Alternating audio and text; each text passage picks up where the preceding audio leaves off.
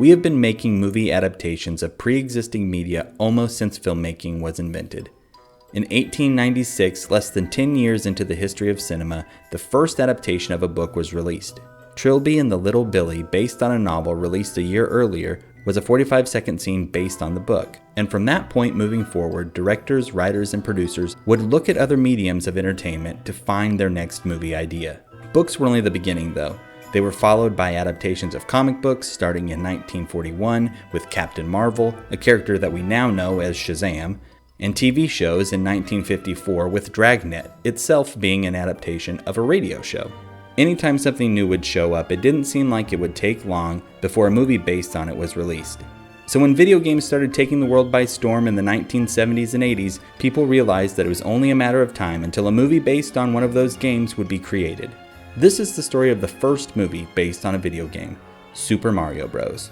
Before we get into it, if you could please hit that like button on the video and subscribe to the channel, thanks. In July of 1981, Nintendo would release an arcade game called Donkey Kong. It was created by a first-time video game designer named Shigeru Miyamoto, a man now known for creating some of the most popular video game series of all time, including Donkey Kong, Star Fox, The Legend of Zelda, and of course, Super Mario. In the original Donkey Kong, the giant ape has kidnapped a woman named Pauline, and it's your job to take control of Jumpman, a character that would later be reworked into the Mario that we know today.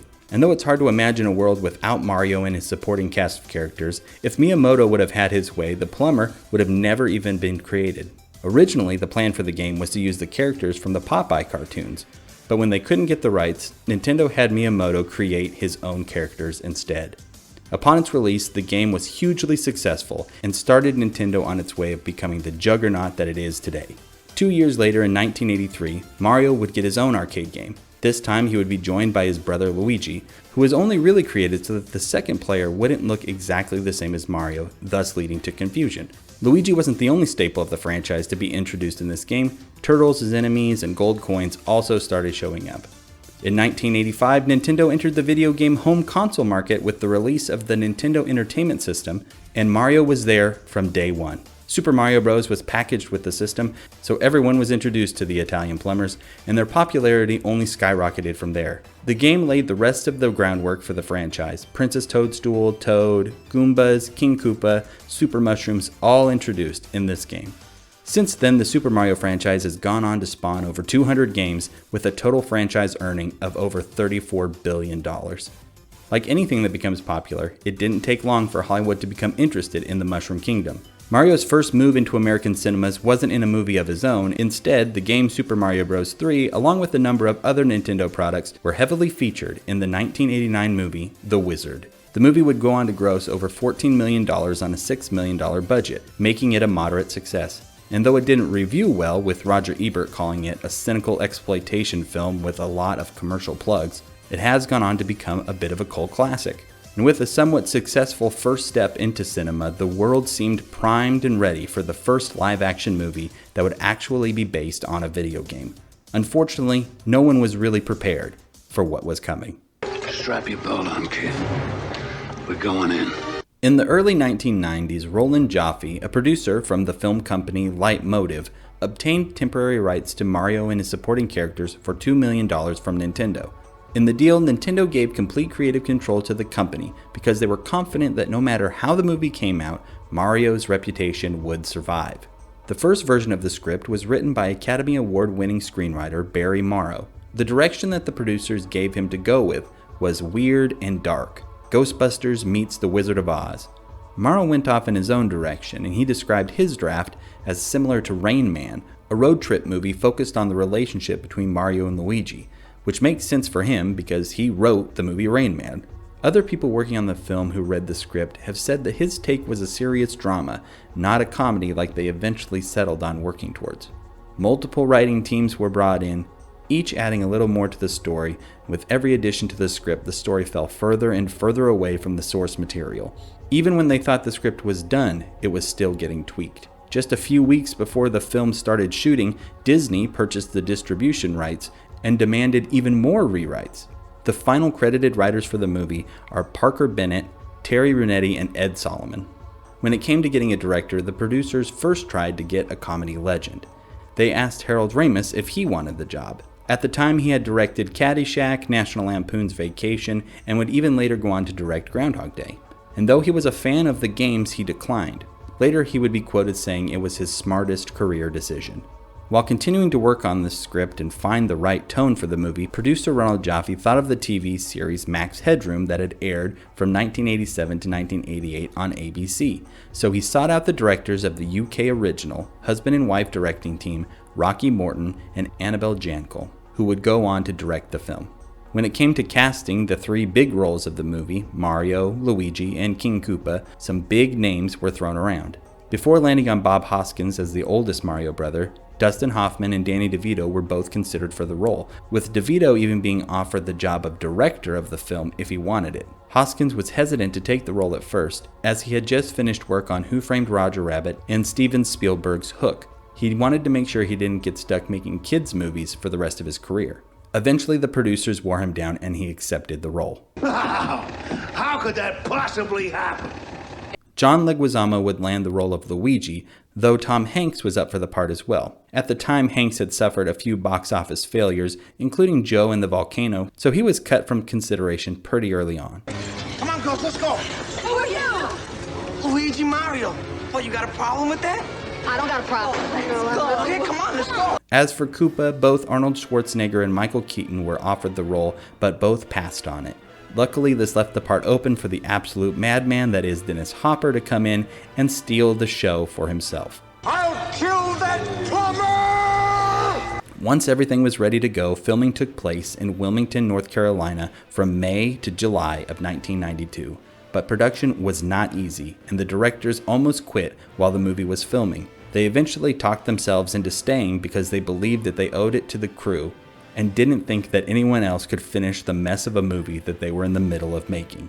Filming wasn't easy for the actors either, with constant script changes and honestly, the craziness that just is in this movie in general. Bob Hoskins and John Leguizamo took to drinking to make it through the day, with reports later saying that they were drinking between every take. Hoskins would later state in an interview, "The worst thing I ever did? Super Mario Bros. It was a nightmare. The whole experience was a nightmare. It was a husband and wife team directing, whose arrogance had been mistaken for talent. So needless to say, it was not the best working environment." The score for the film was provided by Alan Silvestri, known for his work on the Back to the Future films, Forrest Gump, and of course, The Avengers. And this time I do mean this Avengers.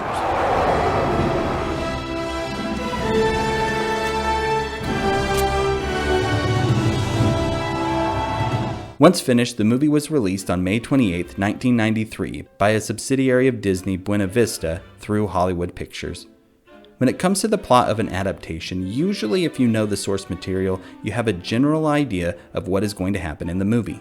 Super Mario Bros. Does not subscribe to that theory.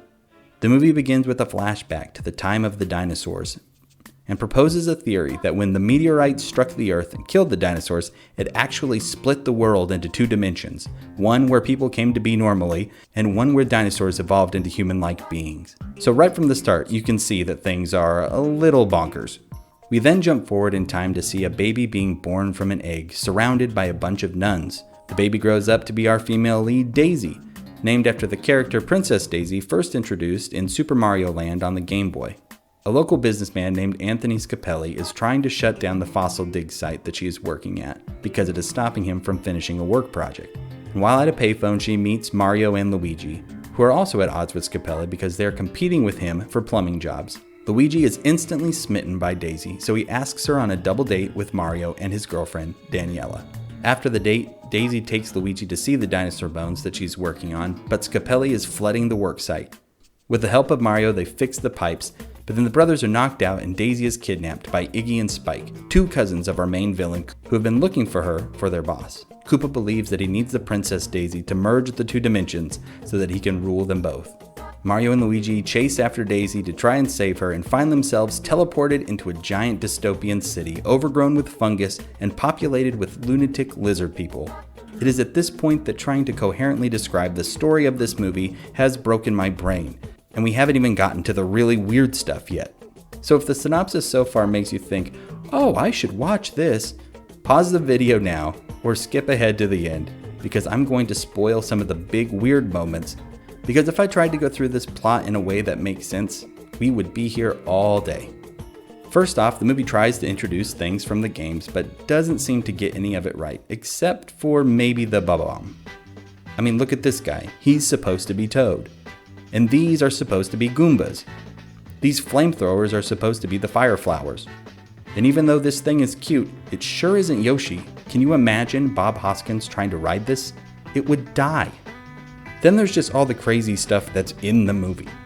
De-evolution technology.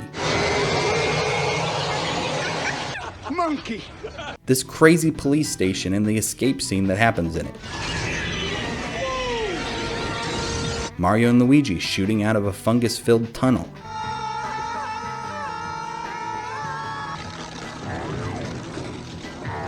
Mario and a bunch of girls from Brooklyn sliding down a frozen tunnel on a mattress while being chased by Goombas riding other Goombas.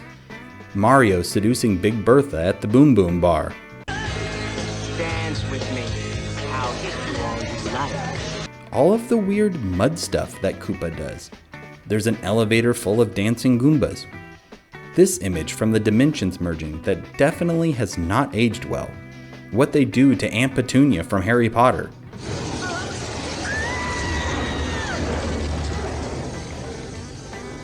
King Koopa being melted into a puddle of slime.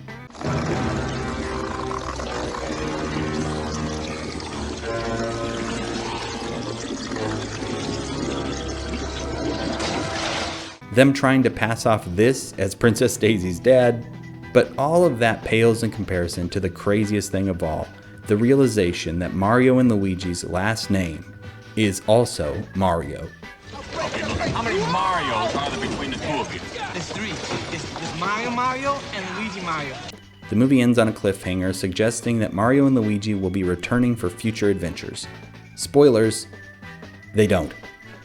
Not surprisingly, the movie bombed hard at the box office when it came out, making only $38 million on a $48 million budget, which we have to remember doesn't include marketing costs.